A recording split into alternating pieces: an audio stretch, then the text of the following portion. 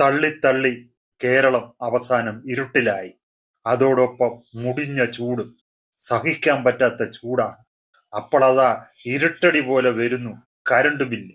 അതിന്റെ അടിയിൽ എഴുതി വെച്ചിരിക്കുന്നു പവർ കട്ടില്ലാത്ത 10 വർഷങ്ങൾ. കേരളത്തിലെ ജനങ്ങൾക്ക്, മാധ്യമങ്ങൾക്കും ഇതിനെക്കുറിച്ച് എന്താണ് പറയാനുള്ളത്? കേൾക്കാം. എനിക്കറിയേണ്ടത് ആ ബില്ലെവിടെ മക്കളെ, പിന്നെ ആ തള്ളെവിടെ മക്കളെ? റോഡില്ല, കുഴിയില്ല, വഴിയില്ല മക്കളെ, നായിന്റെ മക്കളെ.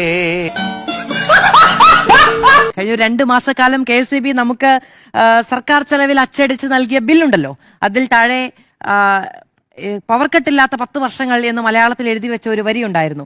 അപ്പോ അടുത്ത മാസം ബില്ല് വരുമ്പോ അതിൽ ഫ്രീക്വൻസി ഡ്രിപ്പിംഗ് അനുഭവവേദ്യമാക്കിയ 1 മാസക്കാലം എന്ന് ഇൻവേർട്ടഡ് കോമയിൽ പ്രിന്റ് ചെയ്ത് തന്നാൽ നന്നായിരിക്കും എന്നുള്ള. കേട്ടല്ലോ, ന്യായമായിട്ടുള്ള ചോദ്യമല്ലേ? അപ്പോൾ ഇനിയും വരുന്ന ബില്ലിൽ ഇവരിങ്ങനെ എഴുതുവോ?